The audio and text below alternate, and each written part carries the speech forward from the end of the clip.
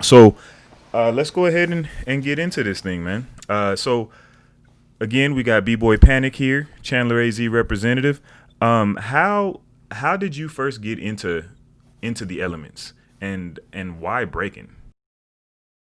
Um, I would say I was first exposed, like I was exposed to each form in like different portions of my life. Like the music portion, literally since like childhood, like listening to rap with my cousins. Like I still have the first Wu-Tang tape I got, which had Cream on one side, and I think I want to say Method Man on the other. But it it just came in like layers. So when I was younger and we used to live on the south side, like it was all the music portion of it. Then I wasn't exposed to the breaking portion of it until my family moved me out of like South Phoenix over to Chandler in the suburbs. And then I actually would see at school dances like kids getting popping off in ciphers and like getting rounds in. Thought it was like the coolest thing I had ever seen at that point. And that was around roughly, I want to say 99, 2000, I'd say. Actually, no, that's probably 98, 99 is about the time I first like saw breaking itself, and then just started messing around with it until I got to high school. And around 2002, I want to say, is when I met like what would be the early makings of Outcrowd. And then they were already breaking. I was doing coffee grinders and then a suicide. And then they started like kind of putting me on game on actually knowing like the foundations and culture and like actually that, oh, they're battles and all this. So, like So it kind of so took off from there. now when you say they, who would be they? Originals were Francis, Seabird, and Jeff were the original three. I met Francis and Seabird at Corona del Sol High School because I knew another kid that I went to elementary and middle school with named Michael Tan who used to break, and I asked him in my history class, I was like, "Yo, man, where the breakers at? Like, are there any here?" And he's like, "Yeah, man, come follow me at lunch." So we both had fourth lunch, and then I just like met up with him, and I was like, "Yo, so where we going?" And then he takes me over to this hallway, and there's just like 15, 20 kids in there just breaking. And it was funny because the second I walked in the room, the oldest cat there, his name was Jared, immediately went at me and threw rounds. He's like, "Yo, what? You trying to get down? Like, let's go." And then started throwing rounds. And it's like, so I threw my trash, my trash rounds at the time, a couple back and forth. And then he's like, "All right, word, welcome, man." Like, and then so Dope. then like I kind of just got like ingratiated in, and then just kept following him around. Like would hit him up like, "Hey, yo, y'all practicing after school? Like, what's going on? Y'all, what do y'all do after this? Like, the what's life beyond the like first period to eighth period? Like, what else goes on?" So you were basically in the fraternity at that point. Yep, basically, I had to go through my hazing and all of that madness, and No then doubt. finally got to play reindeer games, as they say. There you go. I was always like kind of low key envious of people who started breaking when they were still like kids. You know what I'm Hmm. saying? Because when I started, I was already 19 years old. Uh, I was already 19 and I was in the military. hmm. You know what I'm saying? So like I look at it and sometimes I see the advantages because you guys started at a time where you didn't have to worry about jobs, you didn't have to worry about like taking care of yourself. So every day was practice. You could practice all day. You know what I'm Yeah. saying without a responsibility. Hmm. Uh, but me, but then I look at some of the advantages. Is like you see a lot of b-boys and their life is defined through b-boying. Hmm. But me, because I started so late, I was already who I was before. You know what I'm saying? So it's like Yeah. a give and take, I guess. Cool, man. It it's So also funny because like when you mention that, like another relative disadvantage is when I because we've seen it like personally between us with right. like all of the kids, is that if you're young and then you get into it and then you get good, you get bored quick, and then they jump off into something else, and then it's like they'll be the ones that it's in there, and they'll always be around one way or another, and they'll always like gravitate back, and they'll pop in here and there, but then a lot of them like they'll find something else to do, and just, all right, well, that was a fun phase. I'm off to this now. It's kind of like I don't know if you know this, but they say it's the same in sports. Like you ever see the Little League World Series? Hmm. A majority of those kids never do much after Little League baseball because they Right. peaked. They peak at like 12 and they're the best in the world, but then when 13, 14, 15, 16, like they just start to kind of fall off and get phased out. But yeah, Yeah. so excuse me, that is kind of like a like an amazing phenomenon that sometimes when you get in early, you also get out early. Yeah. You know what I'm saying? So, would you say that the story of Outcrowd started when you went to that first practice? Is that like, or were they already Outcrowd, or did you guys become Outcrowd later? We became Outcrowd later. The collective of homies was always like together, but we weren't really like a crew yet. Like we would sometimes like mix up the rotations and be like, all right, yo, well, I want to battle with this person and this person this week, or I want to go battle with them because like they got real good. Yo, man, like come on, like backpack me. And then it got to a point where we it was consistent that we were all building and practicing together, and we started like consistently entering jams together, but we usually get first rounded because we were still kids and like new and like babies. And Paying dues back, still. yep, and back then like the it was a constant, like you would come in and then get knocked down and they'd be like, all right, cool, I'm gonna Cypher for like the next 4 hours and try and like get something out of it. But like it came to a point where it was a jam. I don't remember if it was at the old ice house, but because, and I remember because there was a rave in the front and then a hip hop event in the back. So you would walk through the rave and then get to the jam portion where it had like actual good music and like hip hop and everything else in there.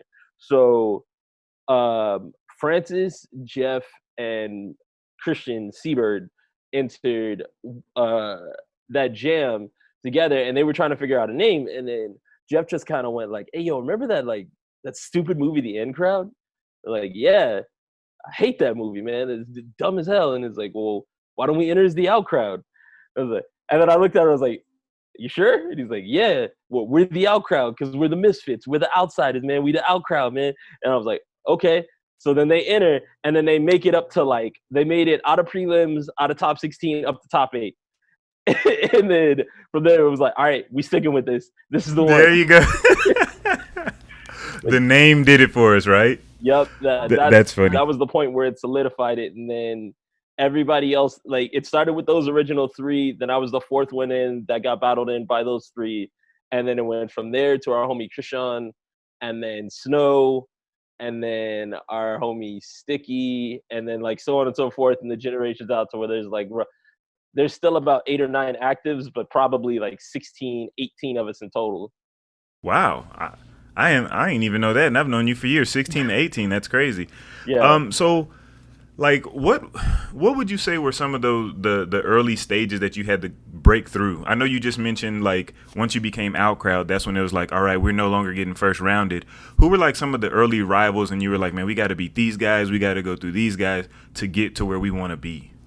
Well, when we were coming up, there was like we always, at least me personally, I always perceived that there was like this hierarchy. So you had like your top tier cats, which were basically Melodrama, Furious Styles, Circus Runaways, and Sour Patch were like the top dudes. And then you had like your Less Avenge and IGM, and for the love came along a little bit after we did. Like I think they were like a year after we did, where they actually collected, but they were throwing jams in Glendale. And then you had like still the older ones like AFA and Floor Rockers, and like it was still like a lot of like, there were, by the time we came in, there were folks that were established that had been in it for a minute and knew who they were on the floor and all of that. So it like, it was at first it was a constant kind of trying to figure out exactly like who each of us was as an individual on the floor. Because Okay. when you start out, well, it's different now because kids got YouTube and everything else, and they can pretty much like learn from anyone around the world. But back Right. then, we had a couple VHS tapes and your homie that was slightly better than you to like sun you on everything else. So then it became a, okay, well, the benchmark is I want to beat I want to be as good as my mentor. And then once you get to that, if you get to that level, then it's like, okay, well, I want to beat him because he's been winning all these jams, and I can take a minute. Like I didn't beat the two people I always wanted to beat was Miracles and Sundance. I like those were my two benchmarks where I constantly wanted to beat both of them. And it Right. took me like 4 years to get a solo dub on both of them. Like it took a minute, and it was a slog along the way. But it's like that like point, and even when I did like actually beat them in a contest, I was like, yo, I gotta keep going now. Like I'm starting to arrive. I'm starting to get into my like own zone. Like I gotta do this now.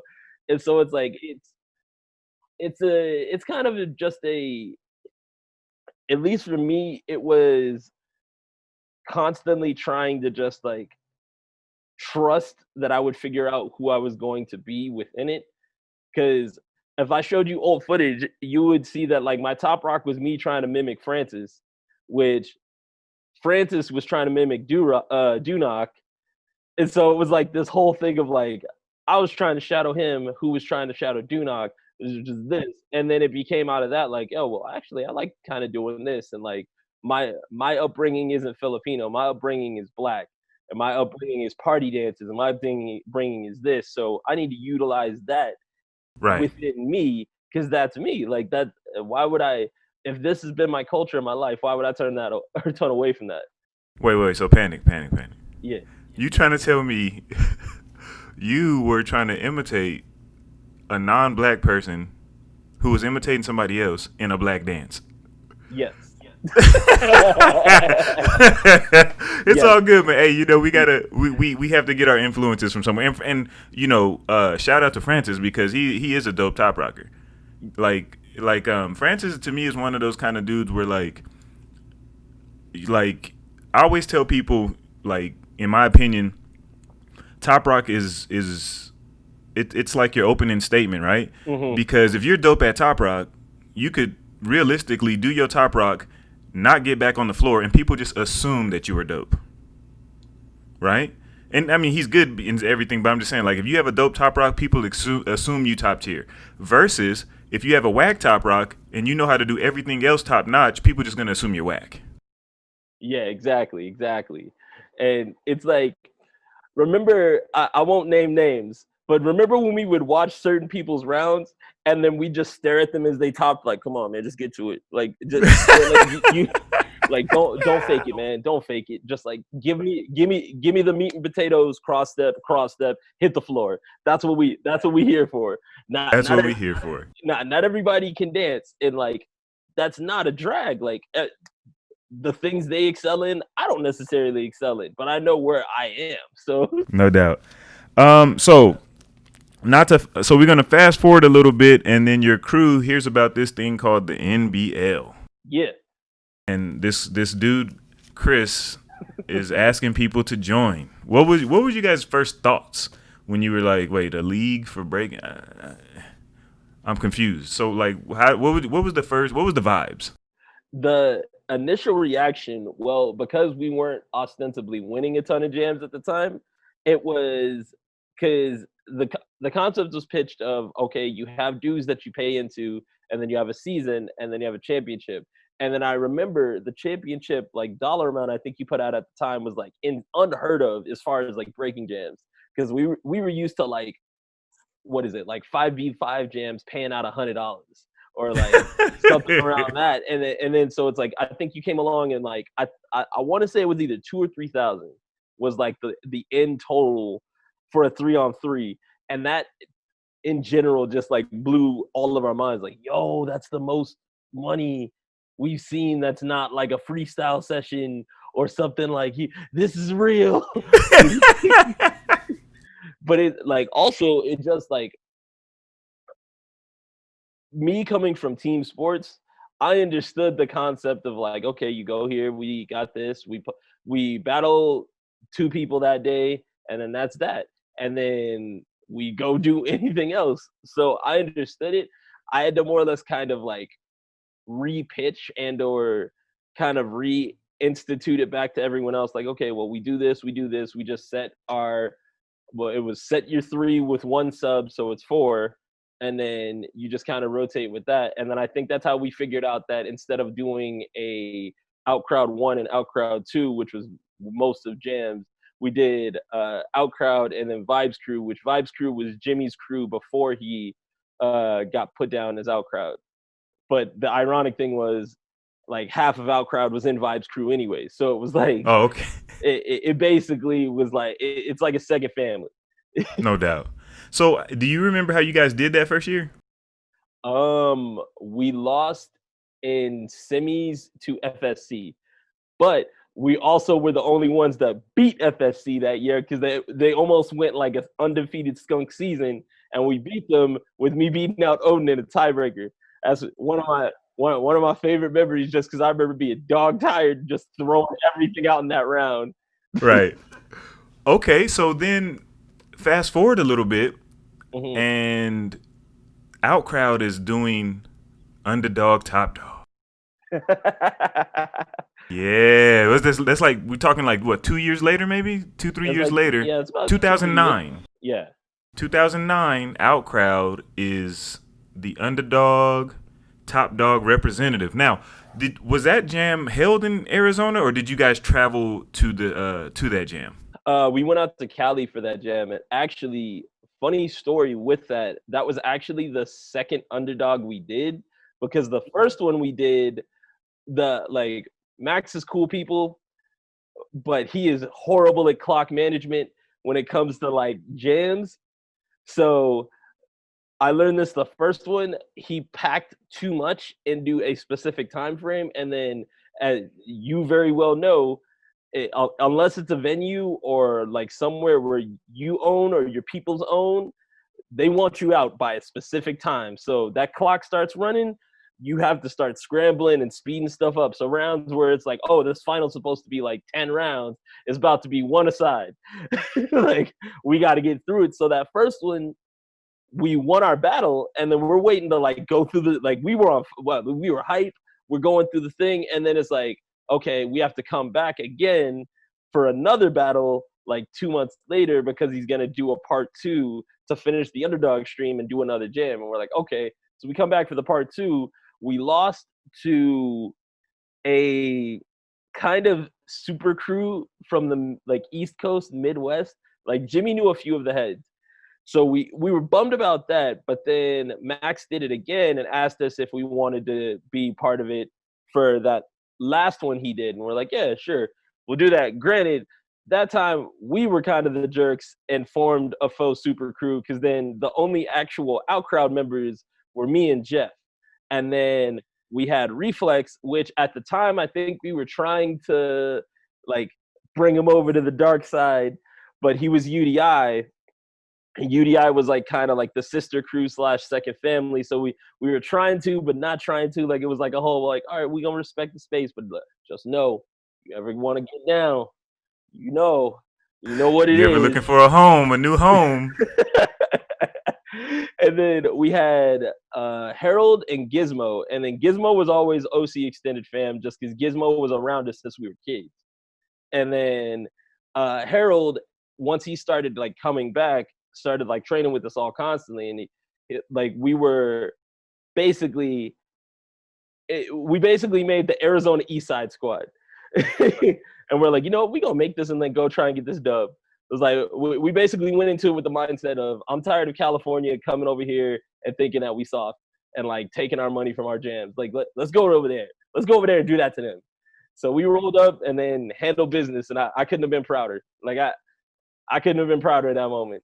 Now, you guys go up against the Las Vegas. I forget what they were called. What was the name of that crew out of Vegas? House of Reps. House of Reps. That was the final, right? Yep. Now, by NBL judging, the current NBL system, I looked at that, and I had you guys 46-49 win. Did you guys win that? Because it doesn't say in the video. Yeah. I'm gonna have to attach at least your round to this interview. But yeah, man, I thought you guys did well. But yeah, I did notice that too. That OG Harold was in there, and I couldn't remember the one kid's name, but it's Reflex. Can we put him on the Where Are They Now list, or is he around still? He around. He just ain't like breaking around. Like Tucson's in kind of an interesting place right now, where it's kind of all absorbed into one crew of F2D. Kind of like a lot of Tucson is F2D now, with the exception of some that are still less. And then IGM is also in Tucson now too. So they like a lot of them moved out of Yuma and then over in Tucson now. So it's in a strange place now, but short.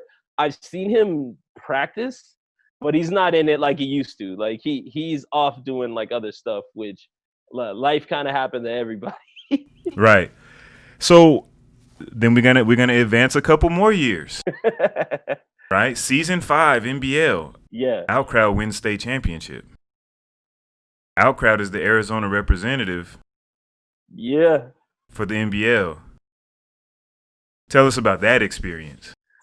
Well, first things first, Outcrowd versus Dynamic Rockers is probably my favorite battle with us as a crew, just because like that battle, like you could tell, like all of us were locked in, like both sides were locked in, and it's like it was at an Urban Soul, but it's like it felt like it was just us and them. Like, nah, I want this. Nah, I want this. I want this more.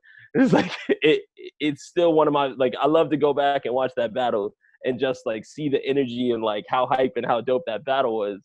And then from there, from the actual national championship, which we went into that battle because we had the understanding, and correct me if I'm wrong, but an Arizona squad had never made it out of first round in nationals.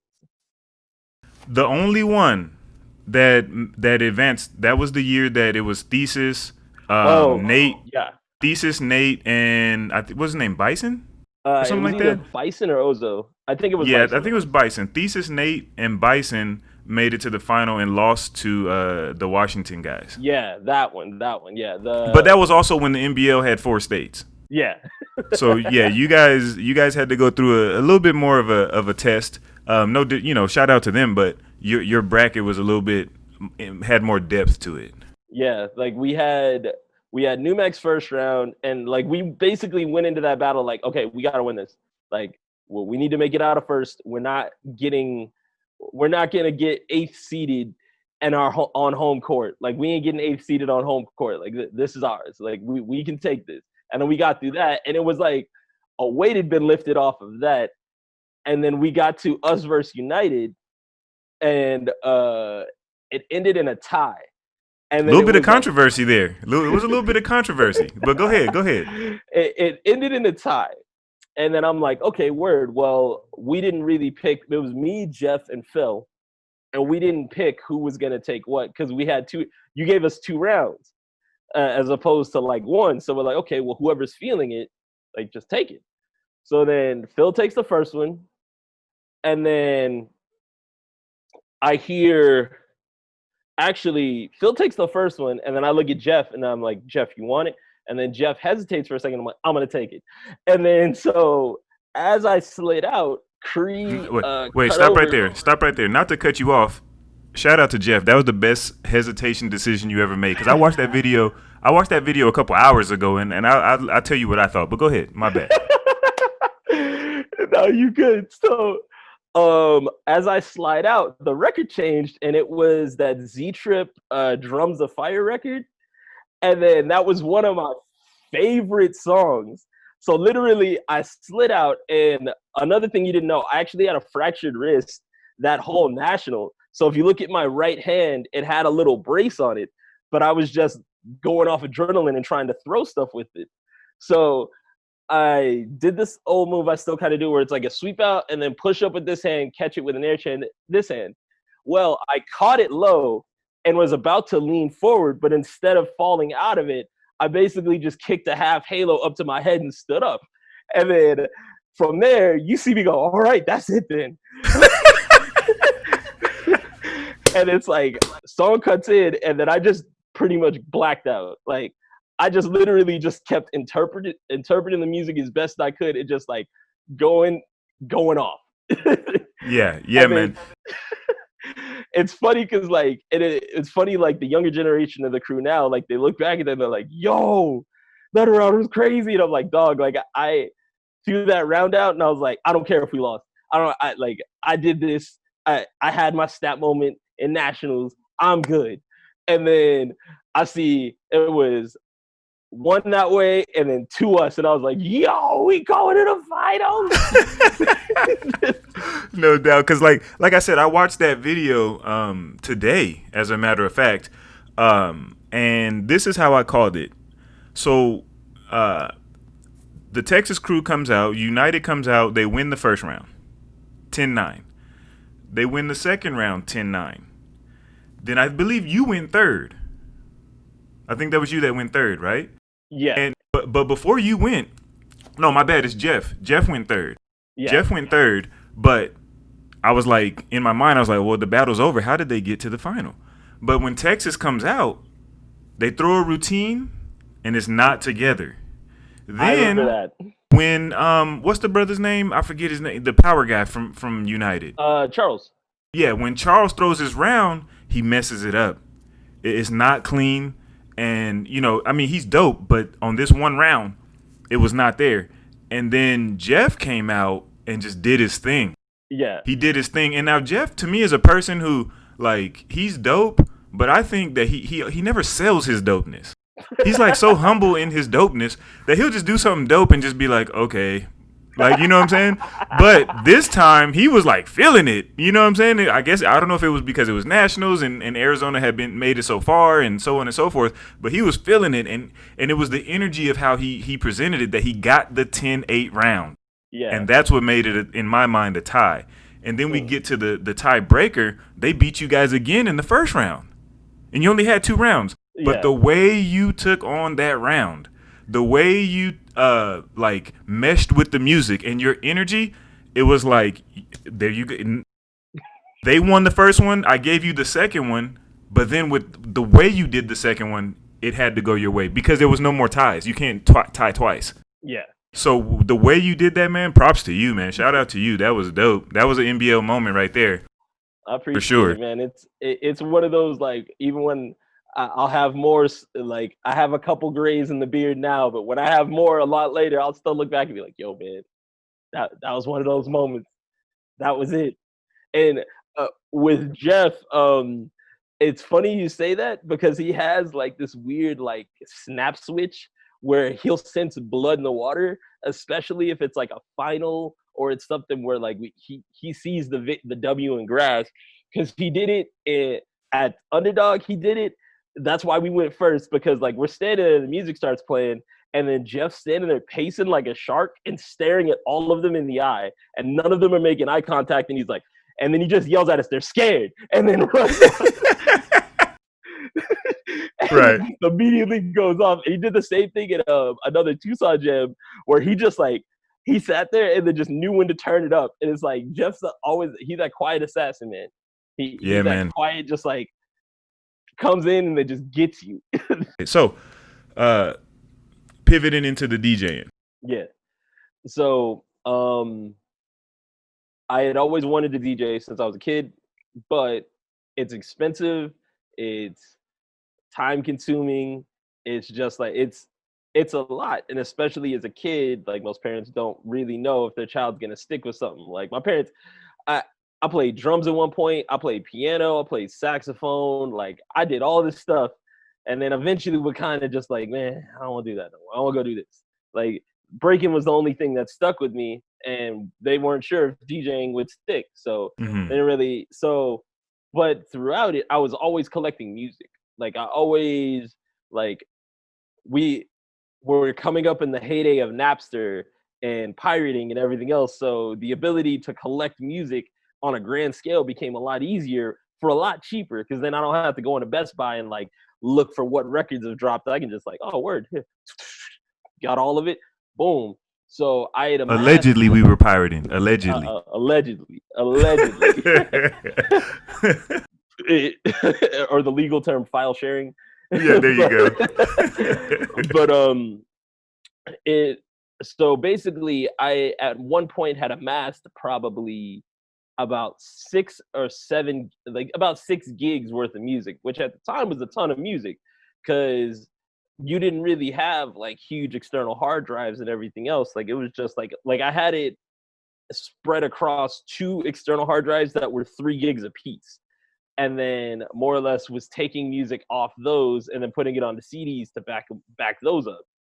So then I started to get into kind of like digital DJ programs. Like over at the sessions, I would just like, I'd find breaks, and then because I was the dude that'd be like, hey, yo, what's the sample? Yo, what's the song in this battle? Like, what's this? I need this now. And then I'd be dropping it into like old Atomics or Virtual DJ, and would just like for practice, because then I could speed it up a bit, like when I want the pitch and everything else to go quicker. So then I want to say around probably 2008, 2009, when Scooby was still doing Break Street and all the kids were doing street hits, rather than go get drunk with everybody else, I would just go link with them and then just go to street hits with them. Because at that time, I was more or less just neck deep in like, I just want to break. I just want to go break. I just want to go do this. I don't want to do nothing else. I just want to go break. And then there came one street show where I was just standing over Scooby's shoulder as he was like actually playing records. And then he just looks at me and he's like, hey, man, you want to give it a try? I was like, you sure? He's like, yeah, man, go. Like, you can't really break nothing. You can't break nothing that I don't have, like, that I can't replace. And I don't think you're going to flip the table over. So, yeah, go ahead. So then he puts me on it. And what's her name? Oh, girl, April actually got a shot of it. I still have the picture of it to this day. But that was the first time I actually got to physically touch turntables. And then so once that happened, like, I was addicted. I was hooked. Like, every time Scoob and then went out, I was like, yo, can I get on? Like, can I try it? Can I try it? Like, and then after that, I started following DJ Cree, Hometown Hero, around. And then Cree started like sunning me on DJing, and like he'd let me swing by and just like practice on his decks. And then one day, Phil the Funk moved out of his apartment, which was on the 3rd story, into a house. And he texted everybody. I was the only person that showed up. We come to find out he thought he had terrible friends. He actually had a terrible phone, because none of the messages sent. So all the messages sent like way later in the day to everyone else. I was the only one that seemed to get it. So I showed up, I helped him move, like, and it was an arduous journey. Like, especially when we had an exhibition battle that afternoon. So all that morning, I'm moving furniture, trying to conserve relative energy, and then we go do that battle later. So then the next day, Phil calls me and he's like, hey, yo, man, you home? I was like, whoa, what's up? And then he swings by with both of his turntables, which he's like, yo, man, they're not techniques, but they're still solid. I can cut and scratch on them. You just have to, he's like, you're going to have to buy a mixer, and you're going to have to get new needles, because these needles are trash now. I was like, okay, cool. So he brought him over. I was like, cool, I'll take him. And then he's like, hey, this is like, so like, I'll let you hold on to him for a minute, because I'm not using them. And then he just like, you know what, just keep him, man, just keep him. So then I took my record players upstairs. They're actually the same Newmarks I have now, so they've lasted forever. But I was collecting records for a couple months before that. So I took this, I want to say this Earth, Wind, and Fire record I had. And I don't know, like, but for anyone else that does not know, the actual needle emits a sound directly on the record itself, and the mixer amplifies it. So all I did was I plugged my the turntable into the wall, put the record on. I don't think I even put a slip mat underneath it. I think I just put the record directly on it, and then just played the song, and was just like by the needle like this, like. He said, I have arrived. I was like, yo, this is it. And then went, copped the mixer, and then eventually, like, would practice with said mixer and the couple records I did have, jumping back and forth with stuff, getting my timing better, and then eventually got Serato. Still had to get my timing better. And like, it's funny because I'll look back and listen to old mixes I recorded, and like, I cringe at half of the stuff I did then. Oh, damn. Like, I sit there and I'm like, oh, what was that hard transition? Like, my God, if I was dancing and someone did that, I'd be pissed. Like, what? But it was a growth period, and then that's kind of like what led me into where I am now. Granted, like, breaking will always stay in my heart. I still train. I still lab. Like, I was labbing this morning in the garage, got floor out, everything. I'm not so competition driven as I was, just because I'm older. Like, I've already gone through and like collected my dubs and made noise and done all that. And it's like, I'll pop out here and there just to like rep, do whatever. But like DJing now is kind of the main relative focus, just because it's like I've been afforded a lot of opportunities that I would not have otherwise. Like I got a couple opportunities breaking, but I never wanted to truly eat off of breaking, because I always felt that the second that I'm eating off of just breaking, the like passion for it and the creativity and the release aspect of it then dies. It's like then I'm trying to break to live instead of like living to break. Right. So I never and it's like career b-boys, I salute you. I don't know how you can do it. I mean, I get it. Like you that they just built different, but that like I could never do it. So now when I got into DJing has allowed me a platform where I am eating with it. Well, was pre-COVID, and COVID kind of sank that giant ship. All the DJs would say. Yeah, COVID is definitely anti-hip hop. For real. But I can I've been flown out to events to DJ. I've made connections. I've played like festival. Like I did, what was it? Tone and the Asian commerce, like the night the second year of the night market. Mm-hmm. And I remember looking up out of the stage and just seeing like, I want to say hundreds, if not thousands of people like just there. And then sea of people just bouncing. And I looked up and I was like, yo, this is crazy. Right. It's a ton of people packed in front of the stage, just like bouncing. And it's like, okay, I get you.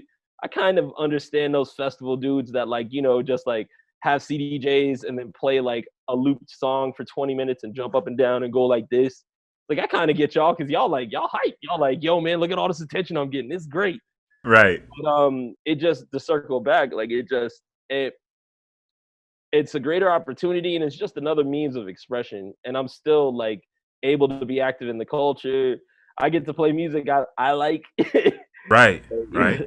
So, okay, music you like. What if you could only go to a jam with 3 songs, right? And they say, hey, DJ Panic, these your last 3 songs you're gonna play for any b-boy ever in life. What would they be? What are your top 3 breaks?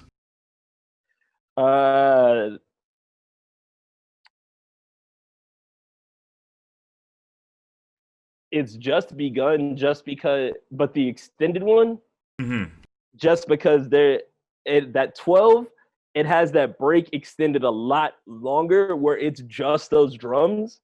And those drums, like every time, like especially when it's just, I hear that, like, remember the old IBE tape? And then it was like I think it was Japan versus USA or another portion where I think Renegade spun that Just Begun like portion, and everyone was snapping. Like everyone was snapping within that portion. It's like I fix and relate to that. Like I get that same energy back from it every time. That because I'm always gonna have to throw a Dilla record in, F the Police. That I always like it. I don't care what day it is, where I'm at, aside from possibly church. That song comes on, like I'm singing all the lyrics, and I'm hyped. That comes on at your church, man. There might be greater questions to answer if that pops up in church. Yes. It's like, my God. Who got in Pastor Spotify? You know, I can hear it on the count of 3. Say. Yeah, we ain't gonna do that one, but go ahead, brother. So those 2, and I want to say either Nina Simone, Funkier Than a Mosquito's Tweeter, or Curtis Mayfield, Moving On Up to 12, because that back half just has that yeah.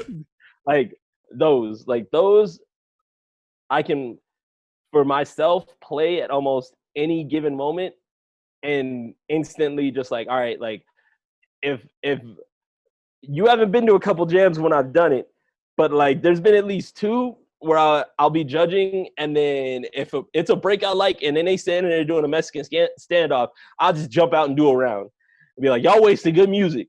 Y'all wasting good music right now. We don't waste good music in here. which we got to bring it up now. I call you the world's most trusted DJ, right? And the reason I call you that is because it's just what the title says. I know if I go to a jam and I see DJ Panic, I trust that the jam is going to be dope because the energy is going to be dope because the music was dope because Panic is dope. Now, my question is, how do you feel when you put all this work into all this mixing and making sure that an event has top-notch musical soundtrack, and then you see somebody who just goes out there and disrespects your music with their lack of musicality or lack of caring about being in tune with the music that you've provided? I'll say this. I've grown a lot because I used to be a lot grumpier about that. Like even like probably 4 or 5 years ago, I used to be a lot more grumpy about that and be like I would actively think, because especially locally here, it's like it's a big scene, but you more or less understand everyone within it, and you, at least me personally as a DJ, I have a relative comprehension of like what will make each like actual b-boy like snap here and there. So it's like you understand what records to give them and what records not to give them, because it's pointless. Like I wouldn't give a power head what's it called? Oh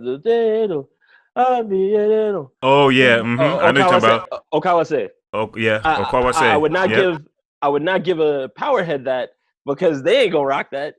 I would give someone who's gonna dance that, because they gonna go out and then vibe. Like, well, I think it was you were at the one jam where I gave Francis it and he lost his mind. Oh my god! Like, he got too hype and actually like ran into the crowd. But it's like it's an understanding of that. But at least now, well, the one thing I don't play is Mexican standoffs. So like, I do counts on my head. Like I'll drop a record, and then if I see them standing there for like 4 or 8 counts, then I'll stop the music and be like, all right, so next battle, like yeah, exactly. Yeah, y'all want to do rounds, like right. And I think that brings up a greater issue, and it's like other DJs have like experienced and done this too, but it's like there's kind of this misconception that if you go second, you're guaranteed to win, where most people don't understand that like the freedom of going first, at least personally for me, I like going first because I set the bar. I set the bar and they have to jump over that bar. Yeah, you watching someone's round like gives you a chance to like respond and everything else, but like me going first doesn't give them the energy that going first allows, if that makes any sense. So when I see other people like not, it's like, granted, like saying goes, built different. It's not for everybody, but it's like, yo, man, like you going second isn't gonna win you the round. And in all honesty, at least me personally, especially the way I judge battles, if there's a Mexican standoff and then someone waits to go second, if it's a tie, the person that went first wins automatically. Because the person who had the perceived advantage or went in trying to gain that perceived advantage did not capitalize on the advantage, so they lost. Right. They you gave someone, what's it called? You gave one kid a super soaker and then the other one a fire hose, and the person with the fire hose didn't soak the super soak. Exactly, right. And I think you probably noticed it, but you probably noticed it at the last Outcrowd anniversary. But our crew, our policy is we go first. Yep. Like we don't wait. Matter of fact, we're already out on the floor, standing yep. there. So, Panic, how would you? Okay, so like I break, because I'm the guy from the NBL, right? So I look at the Arizona as like the pre-NBL era, the NBL era, and then the post-NBL era, because that's all I know, right? Mm-hmm. How would you compare the NBA, the pre, post, and during the NBL eras for Arizona, at least? Pre-NBL era, there weren't a lot of competitions or even like jams or parties for that matter. So whenever there was one that popped up, it was like, oh, like we gotta be there, we gotta do this. And so there wasn't a lot for us beyond like either trying to figure out where crews may have gone to like party that night and then go there and call them out. But beyond that, we didn't have like a ton of jams all the time. And then when the NBL era rolled in, I want to say it was kind of at the forefront of the concept of annual jams. Because it's like we would have our repeat jams. Like with Yoga would do like the Break Yourselves and the Battle, or Yoga would do the Break Yourselves and the Breaking the Limits. Drew and the West Siders would do Battle Cries. Like Furious at FSC Anniversary, but that's yearly annual. Like there wasn't like annual was like quarterly or like monthly jams. And then so you kind of set this track where it was like month or like a month and a half, there'd be a jam. So there's constantly, and then once I think that started to happen, then we get the post NBL era where everybody wants to do jams or is doing currently jams. Granted, there's a lot of factors. I want to say pre-NBL, it was just breaking with some popping. NBL, it was still just breaking with occasional popping here and there.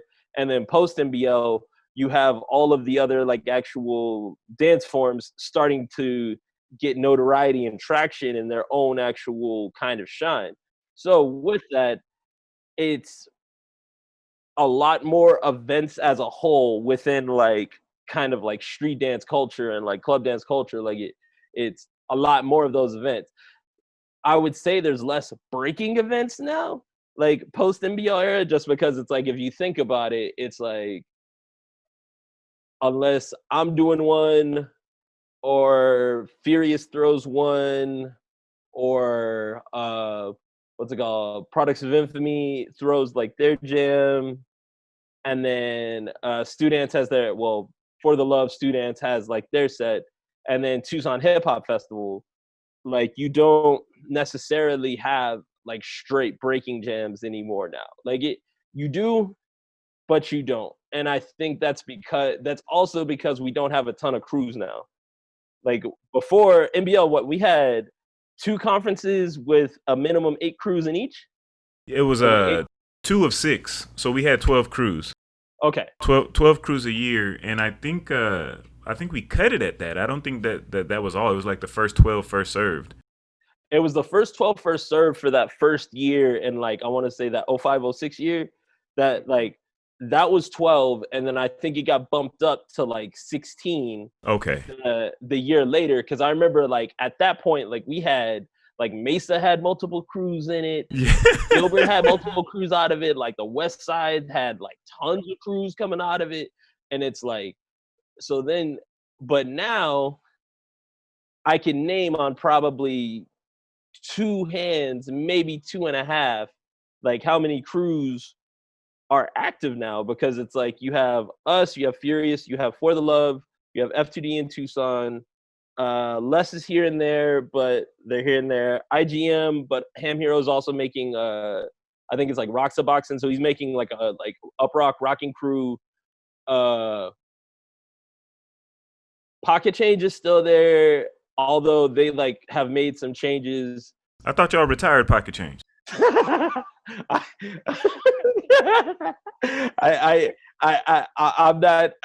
not speaking to that. Okay, no. I'm not gonna confirm nor deny that. There was a battle that happened. There was some drama post battle, and then the drama settled. Okay. Oh, I think if the wrong person sees this, I might get that little tap on the shoulder at the next Cypher. That tap on the shoulder and the come on, let's get it in. After making that comment. Well, if we're talking about the same person, I don't think they go to them Cyphers anymore. Oh, okay. No doubt. But as like Pocket Change, now you have like the Sun Devil kids, like the Sun Devil Breaker kids. OSC's back. Outsiders is in it now, so like that's 10. And then when you kind of step out beyond that, you got like what? Troublemakers, which is the new West Side kids. Okay. And then like that's kind of really it. Wow. When you think about it, because it's just like, and it's also, it doesn't help things that all of us are older now. All of us are grown. Like we're all in our like late 20s, early 30s, in the mid 30s, like going on. Like, so there's not a lot of kids like it was before. And that I actually had multiple conversations with people about this, where like Fresco put up a post in a couple months ago and asked what OGs that left, why'd you leave? Right. And then it kind of sparked I understood what he meant by it as like, because he also said, but then kids from my generation left too. So it's like, y'all that left, why? And I think I always admit that there was a huge drop off from my generation to the current generation because we were operating like how the previous generation had operated, which was basically, we ain't gonna give y'all nothing, figure it out. Like which, and I mean, at its core, that's kind of like the whole, if you want the real, you will seek it out. Right. But we can't necessarily continue to operate in an archaic mindset and execution because that's what got us to the point we're in now. Like, yeah, it was great before, but that's because one of the parts was, like I said, breaking was just the thing. It was the only thing. Now kids they can break, they can pop, they can lock, they can do house, they can vogue, they can whack, they can crump, they can do all of these things. Mm-hmm. So, but like, don't let anyone lie to you. Breaking's hard. Like, it is not. It is physically and emotionally hard because it's like, for the amount of tax you will put on your body, the same amount of tax someone's gonna give you in a cipher. Like, Exactly. there's mind games. Mm-hmm. There's hurt feelings. Like, it's difficult. It's not all sunshine, rainbows, and hugs. And so with that, like, it doesn't. With that understanding, it's kind of like, okay, well, while they say like times got to change now, we got to move different. So we just have to adapt and move different. And I think as a whole, we're starting to.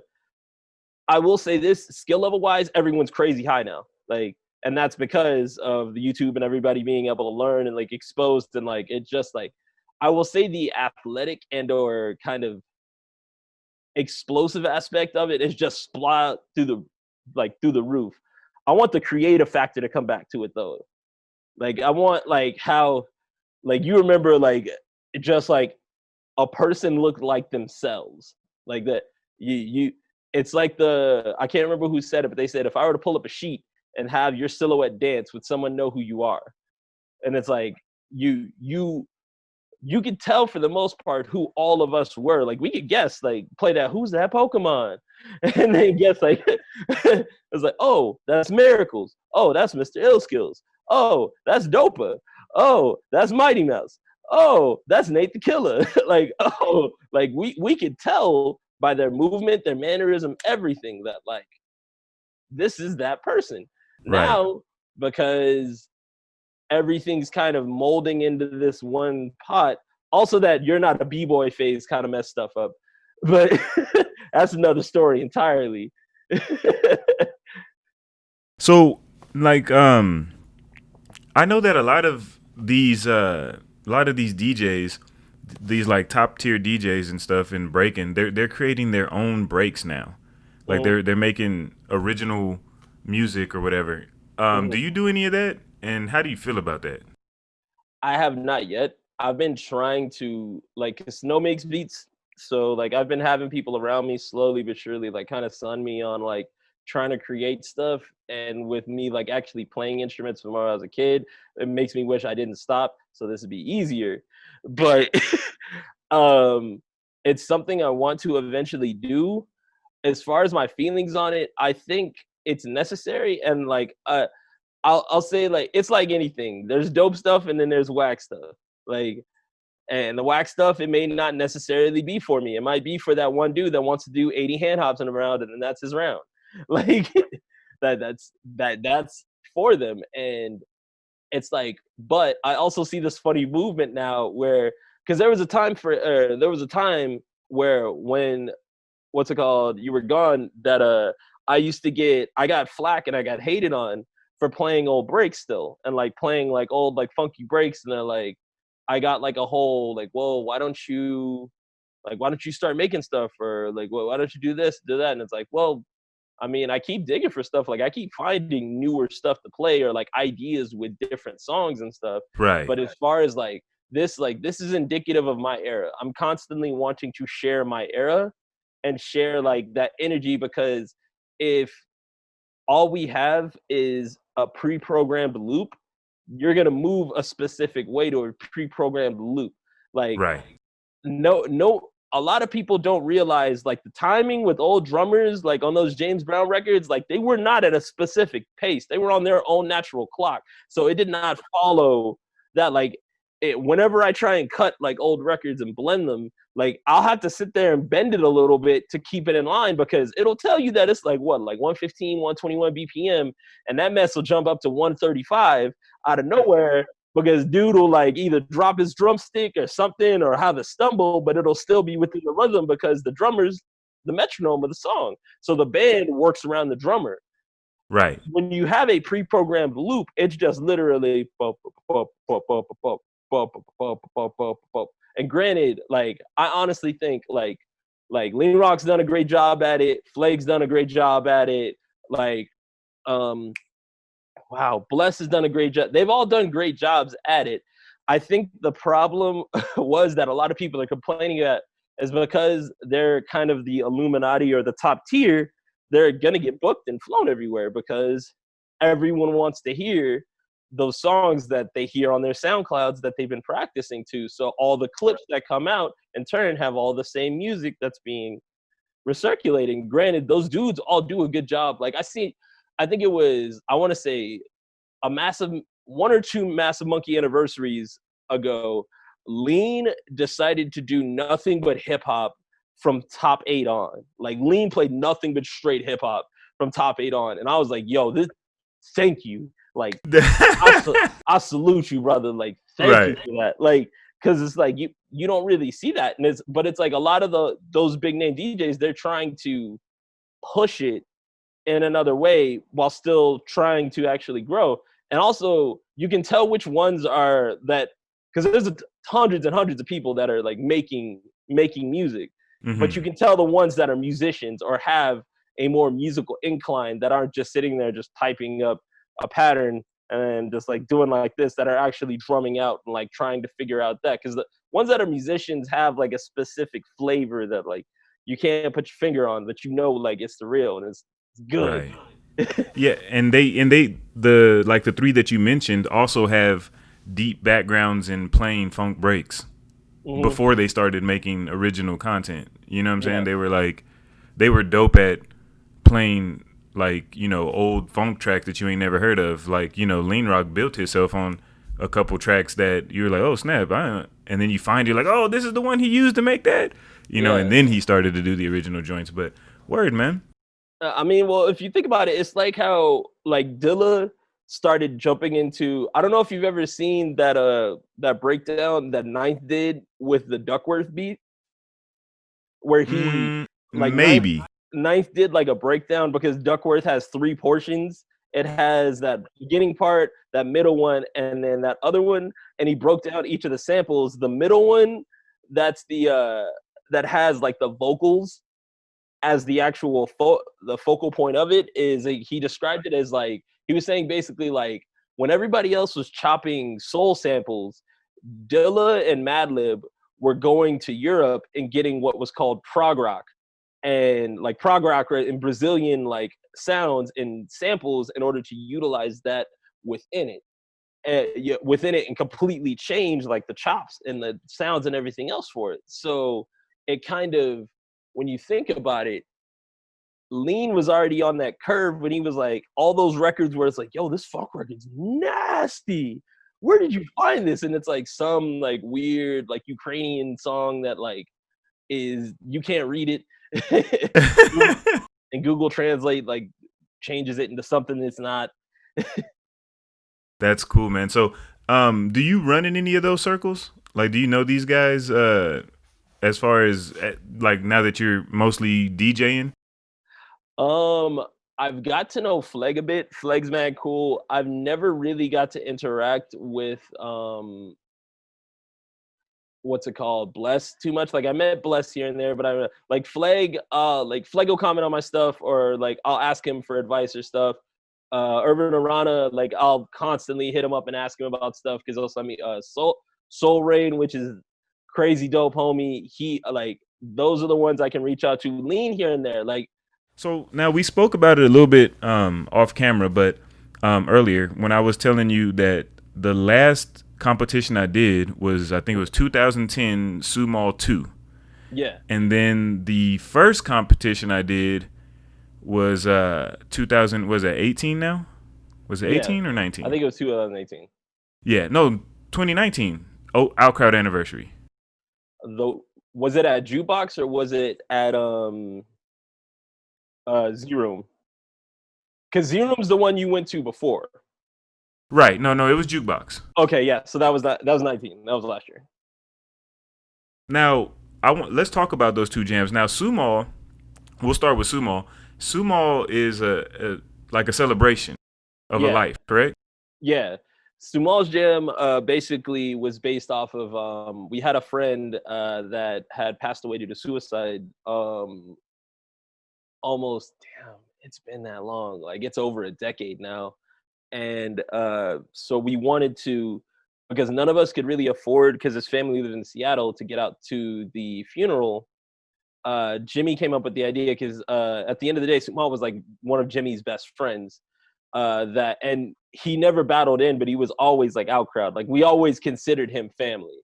And like, so as a result, his other crew that's in Seattle, Soul Felons, like we connected through him, especially after his passing. And so Jimmy decided that we should do like a jam as kind of like a celebration, because like we could sit there and then be sad about it, or we can kind of take that and then like celebrate like the person and like the energy that he brought.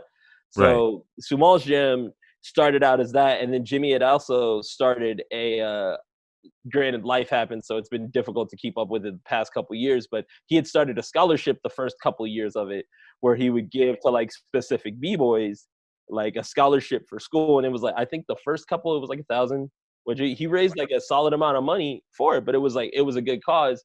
And though we haven't, like, because like I said, life happens and we all grown and everybody got mortgages and jobs and such now, like it's more difficult to put that much investment into it. But we still, at least at minimum for the Outcrowd anniversary, we have the Sumo Cypher King, because Kevin wasn't really a battle b-boy, he was a Cypher b-boy, so, like Kevin Sumo Yag. So we wanted to give out something for like something that would like it Kevin would murder every time, because like it's like, yeah, you'd see him do dope in like a battle, but like, man, if he was out in a cypher, like he was just sitting there just killing it on the floor and just vibing and not really caring about anything else. So we utilized that as a way of just kind of like still paying homage and like letting him know like wherever his spirit is now, that like he's not forgotten and he's still with us. And it's just also a way of just like, his parents will occasionally come back for some of the Annies, and it's a good way, like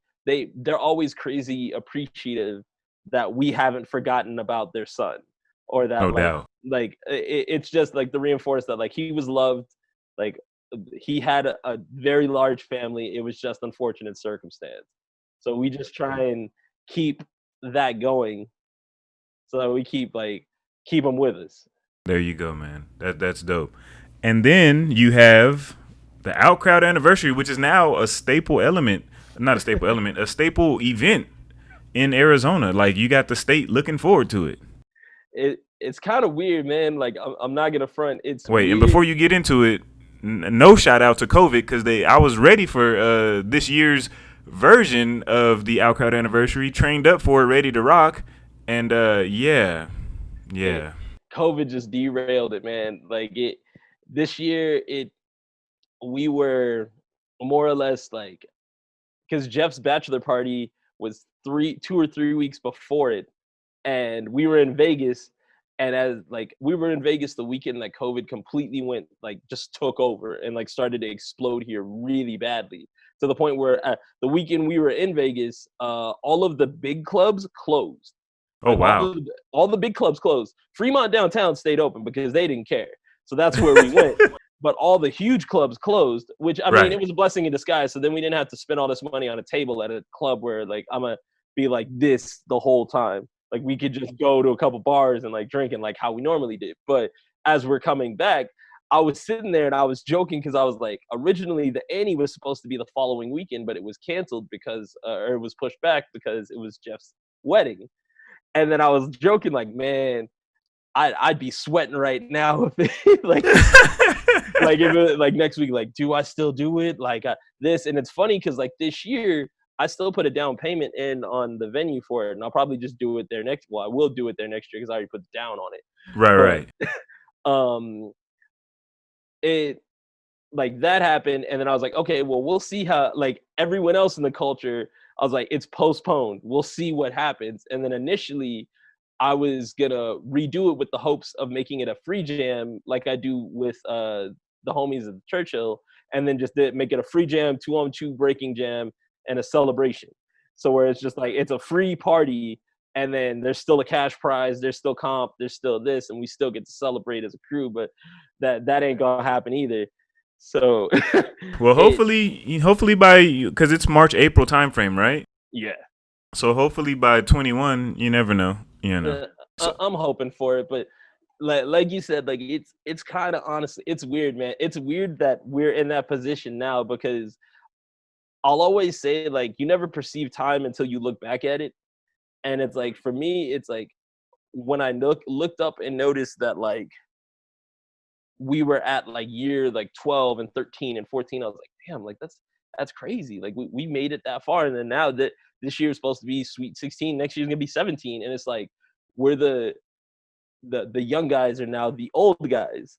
right. But it's like I always make this joke with Mino because I can genuinely say me and Mino are still active, but we're in the same generation that we're the J. Cole middle children, where Yeah.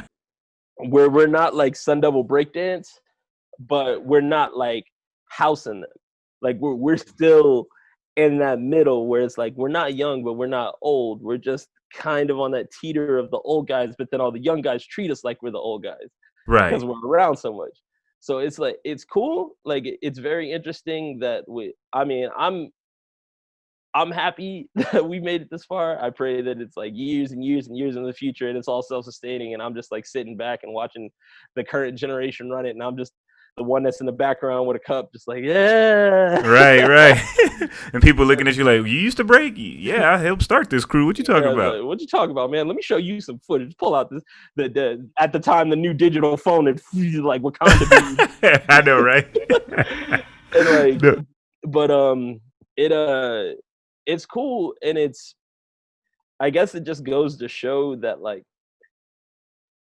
perseverance is the true mark of like actual effect and like being what's the word like effect and actual legacy because it's like because we've been active throughout all that transition and everything else and we're doing an anniversary where it's like an actual true anniversary of us not like disbanding or breaking and it's just like that it's just a blessing, man. Like it's cool, it's fun, and it's just a way for us to celebrate until like we even start like branching off and trying to think of other ways to try and do the Annie like of like I still want the idea for OC12 where I wanted to do the jam one day and then a park jam the next day where like all that, but it's just it's more money to sink into something where it kind of ain't a whole lot of return on.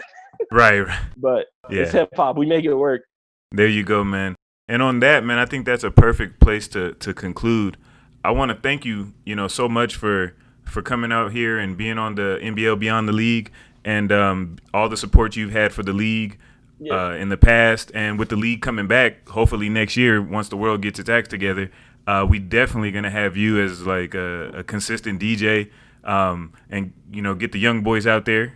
Let them do their thing, you know what I'm Yeah. saying? And maybe if they dedicate themselves as half as hard as you guys did, they'll be able to do what you guys were able to do and represent the state in a national championship eventually.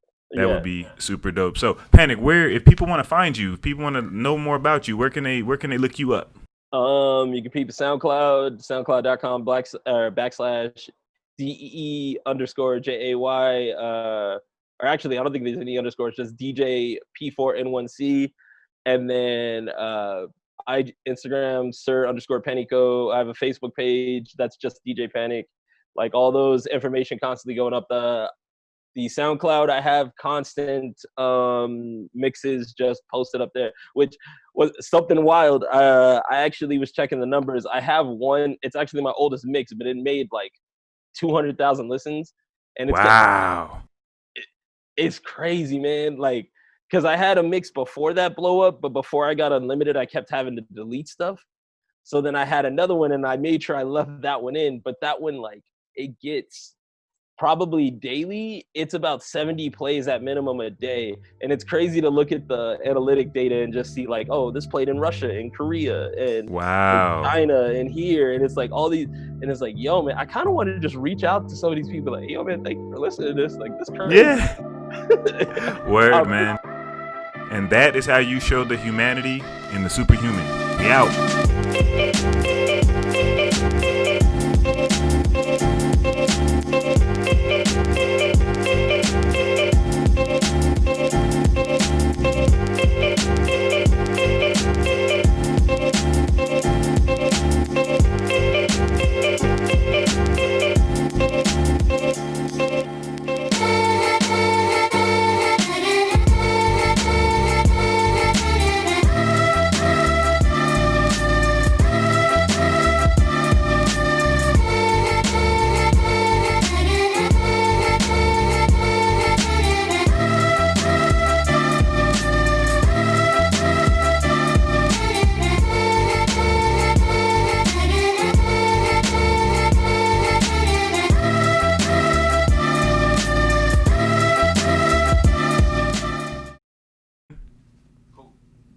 Cool. All right, we back. All right, cool. So now, so what were you saying about the imitation? It's like, it's funny you mentioned before about being black and imitating a non-black person within what is a black dance. And I used to get hell for it from like the crew themselves, because to be like, come on, man, like, you're black. This should come to you. And I'm like, yo, man, like, this is Right. all foreign to me. Like, I may have understood that it was my culture, but it's still foreign to me. Like, if someone were to like take us back to the motherland, I'll understand relative tradition, but I'm not gonna understand all of it. Like, it's not like I step off the plane and then I'm like, all right, cool, I know exactly where I need to do or where I need to go, what I need to do, what's this? Like, nah, man, I need guidance. No doubt. And he's like, but once I get there, I'm gonna be a natural. Yeah, most definitely.